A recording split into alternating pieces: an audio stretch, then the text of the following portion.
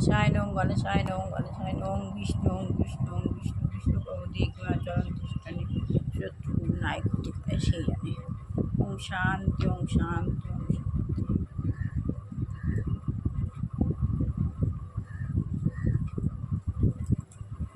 আমি আত্মা শান্ত সন্তুষ্ট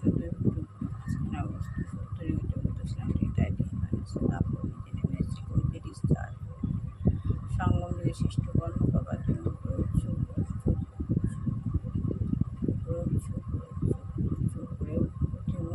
শাখা বৃক্ষ তার নিচে বাবা বসে আছে। বাবার পুরো দুটি আমি বাবার দুগুলের মধ্যে থেকে আমি বাবার দুগুলের মধ্যে দিয়ে নিজের মধ্যে পারবো।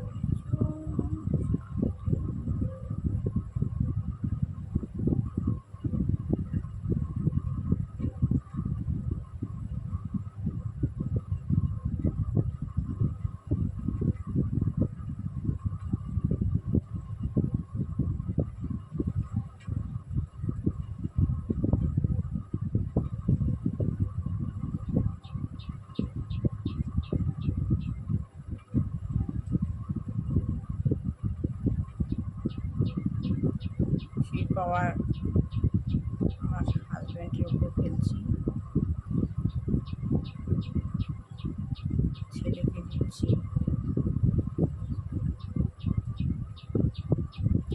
বিশ্বগ্লোবের উপর ফেলছি।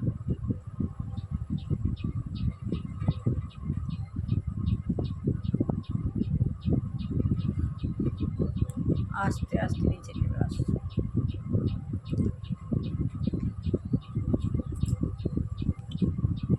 পার হয়ে নিচে নেমে আসলাম।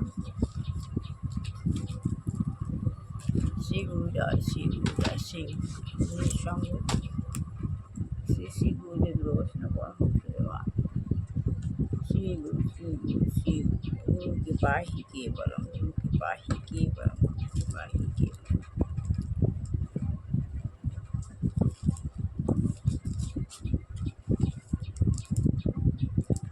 ও মা সরস্বতী নম মা সরস্বতী মা সরস্বতী লক্ষ্মীদেব পায় লক্ষ্মীদেব পায় লক্ষ্মীদেব পায় নম নারায়ণ নম নারায়ণ নম নারায়ণ।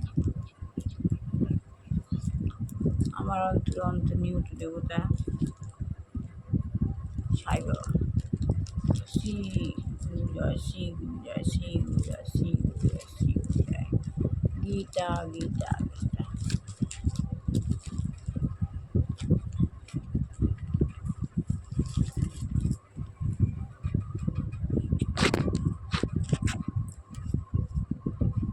তাই ভগবানের কাছে ভগবান বলছেন আপনি শান্ত থাকুন, আস্তে কথা বলুন, আস্তে চলুন, চোখে চোখ রেখে কথা বলুন।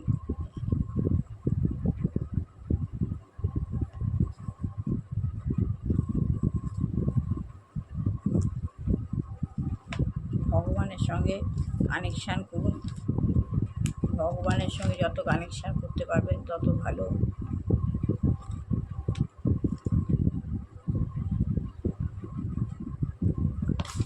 পরমাত্মা হলো পেয়ারের সাগর, তাই পরমাত্মার সাথে কানেকশান হওয়ার দরকার। পরমাত্মা হলো কি? পেয়ারের সাগর, তাই জন্য পরমাত্মার সঙ্গে কানেকশান হওয়ার দরকার।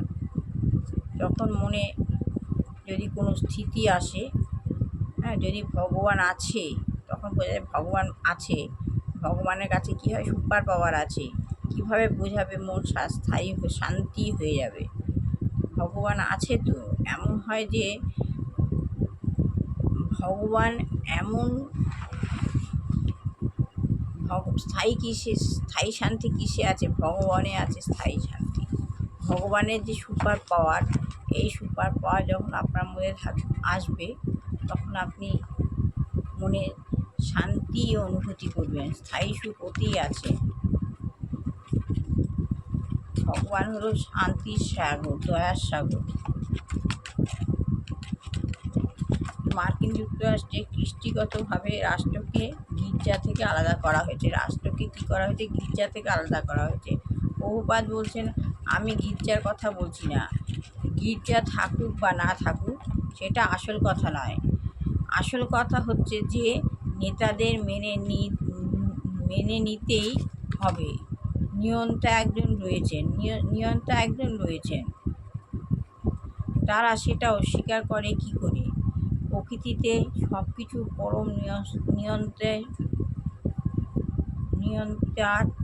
নিয়ন্ত্রণাধীনে পরিচালিত হচ্ছে। প্রকৃতি সব কিছুই একটা নিয়ন্ত্রণাধীনে পরিচালিত হচ্ছে। নেতারা প্রকৃতিকে নিয়ন্ত্রণ করতে পারে না, তাই তারা কেন স্বীকার করছে না যে একজন পরম নিয়ন্তা রয়েছেন? পরম নিয়ন্তাকে ভগবান। নেতারা নিয়ন্ত্রণাধীন করতে পারছেন না, তাই তারা কেন স্বীকার করছেন না যে একজন পরম নিয়ন্তা রয়েছেন? সেটিই সমাজের ত্রুটি। সব দিক দিয়ে নেতারা বুঝতে পারছে যে একজন পরম নিয়ন্তা নিশ্চয়ই রয়েছেন, কিন্তু তবুও তারা তার অস্তিত্ব অস্বীকার করছে। ব্যাক টু গড হেড বলছেন, কিন্তু ধরুন সরকার যদি নাস্তিক হয়, শ্রী প্রভুপাদ বলেন, তাহলে সরকার হতে পারে না। সরকার যদি নাস্তিক হয় তাহলে সরকার হতে পারে না। আমেরিকানরা বলছেন তারা ভগবান বিশ্বাসী। In god we trust. কিন্তু ভগবত তত্ত্ব ব্যতীত এই যে বিশ্বাস, তা মিথ্যা ছাড়া আর কিছু নয়।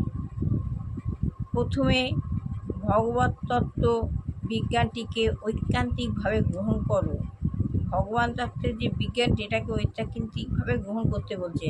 তারপর ভগবানের উপর তোমার বিশ্বাস তুমি আরোপ করো। ভগবানের উপর একটা বিশ্বাস আরোপ করতে বলছে, অন্ধবিশ্বাস। বিশ্বাসে মেলায় বস্তু তর্কে বহুদূর। যেমন কি বলে, একটা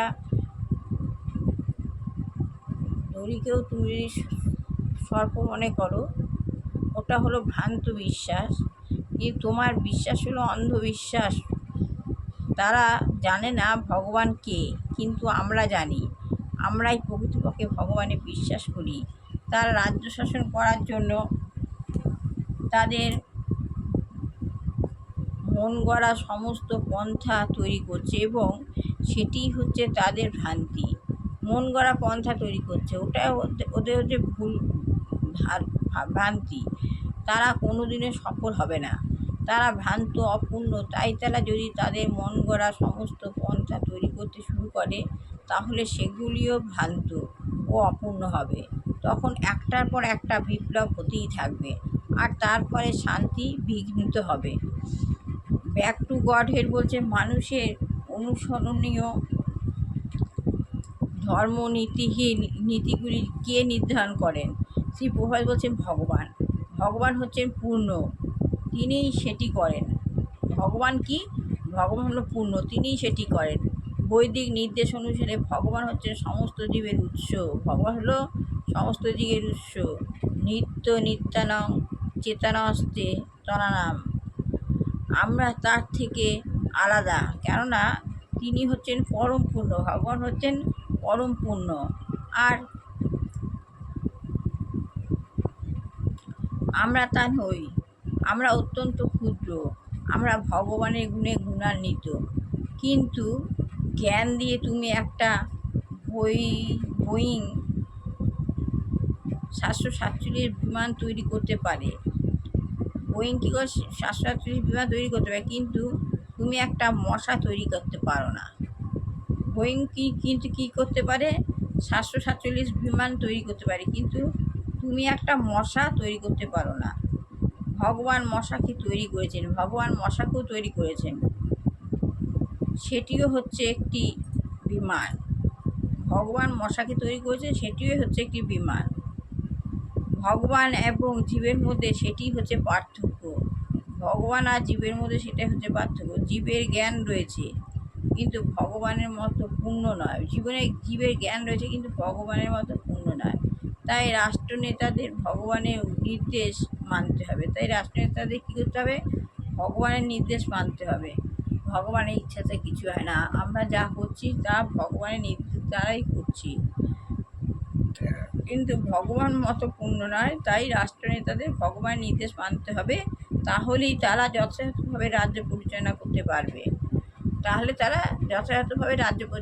পারবে। ভগবানকে একটু সব কিছু জানান দিয়ে করতে হয়। ভগবানকে জানালে ভগবান নির্দেশ দেবেন, সেই নির্দেশ অনুসারে তুমি কাজ করবে।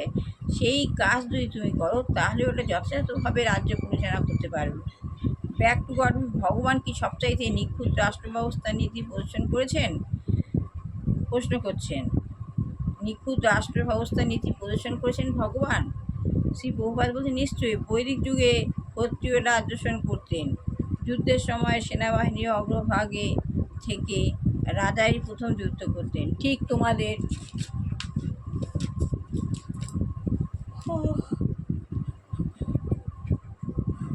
রাজারাই ঠিক তোমাদের জর্জ ওয়াশিংটনের মতো। তিনি যুদ্ধে লড়াই করেছেন, কিন্তু এখনও কি ধরনের প্রেসিডেন্টরা রাজ্য শাসন করছে? এখন কী ধরনের প্রেসিডেন্টরা রাজ্য শাসন করছে? যখন যুদ্ধ হয় তখন তারা একটা নিরাপদ স্থানে বসে নির্দেশ দেয়। তারা প্রেসিডেন্ট হওয়ার যোগ্যই নয়। যখন যুদ্ধ হচ্ছে তারা একটা নিরাপদ শাসনে বসে নির্দেশ দিচ্ছে, সেটা তারা প্রেসিডেন্ট হওয়ার যোগ্যই নয়। কিন্তু যুদ্ধের সময় প্রেসিডেন্টকে সেনাবাহিনীর সম্মুখে থেকে সেনাবাহিনী পরিচালনা করা উচিত। যখন যুদ্ধ হয় তখন যুদ্ধের সময় প্রেসিডেন্ট কী করতে হয়? সেনাবাহিনীর সম্মুখে থেকে সেনাবাহিনীকে পরিচালনা করতে হয়, কিন্তু এখন সেটা হয় না। আজ এটুখানি বললাম। ভালো লাগলে লাইক শেয়ার কমেন্ট অবশ্যই করবেন। সবার ভালো হোক, কল্যাণ হোক, মঙ্গল হোক। এটা আমাদের ভগবান গুরুদেবের সঙ্গে পুষ্পাঞ্জলি, এটাই। সবার ভালো হোক, কল্যাণ হোক, মঙ্গল হোক। দুষ্টু বাচ্চা সময় তোমার সভ্যভাবে ছেলেমেয়ে সুখী হোক, চাকরিযোগ্য ছেলেমেয়ে চাকরি হোক। যে গৃহী আছে গৃহিণী রয়েছেন, ভগবান যেন তাকে সরিয়ে নানা যেতে না দিক। এরা আমাদের পরিবেশকে খারাপ করে। এছাড়া যে রোগগ্রস্ত পিতা মাতা ভাই বোন যুবক যুবতী বৃদ্ধ বৃদ্ধা রয়েছেন, কোনো বাচ্চা রয়েছেন, ভগবান যেন তাদের রোগ থেকে মুক্তি দেয়। আপনারা ভগবানের সঙ্গে নাম গান করুন। ব্রহ্ম মুহূর্তে উঠে ভগবানের নাম গান খুব ভালো জিনিস। এর ভাইব্রেশন পড়বেই পড়বে। ভগবান সবসময় মঙ্গলময়। ভগবান হলো পেয়ারের সাগর। পরমাত্মার সাথে যখন ভগবান কানেকশন করা যায় তখন পরমাত্মার যে শান্তি, সেই শান্তি এভার প্রিয় একদম।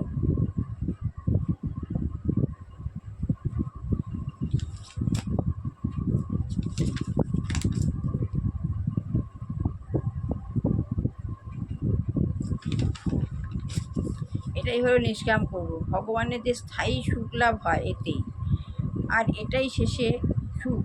এখানে আমরা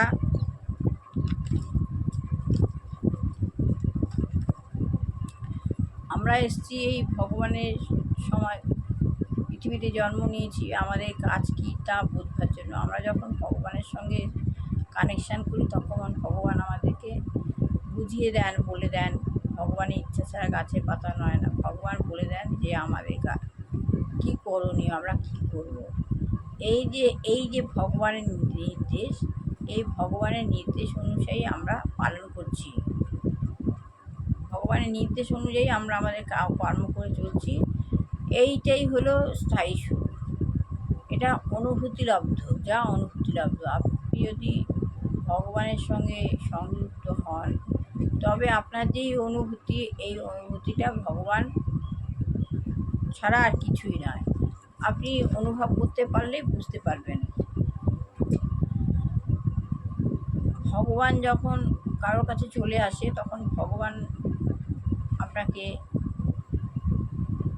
মানে ফোনে অ্যালার্ম দিয়ে আপনাকে ঘুম থেকে উঠতে হবে না, আপনাকে ঠিক ভগবান নিজেই তুলে দেবেন।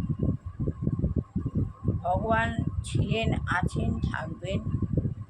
তবে ভগবান অনুভূতিলব্ধ, পেয়ারের সাগর। শুধু ভগবানকে মন প্রাণ দিয়ে যদি আপনি, ভগবান সবসময় আপনাকে শান্তি দেওয়ার জন্যই রয়েছে। মঙ্গলময় ভগবান। ভগবান ঠিক আপনাকে প্রোটেক্ট করবে, কিন্তু আপনাকে স্থায়ী বিশ্বাসে ভগবানের উপর মন প্রাণ সমর্পণ করতে হবে। ভগবান মন প্রাণ সমর্পণ আপনি যদি ভগবানের কাছে করতে পারেন, ভগবান সবসময় দয়ার সাগর। যত সম্পর্ক যুক্ত করতে পারবেন ভগবানের সঙ্গে, তবে আপনি অনুভূতি পাবেন।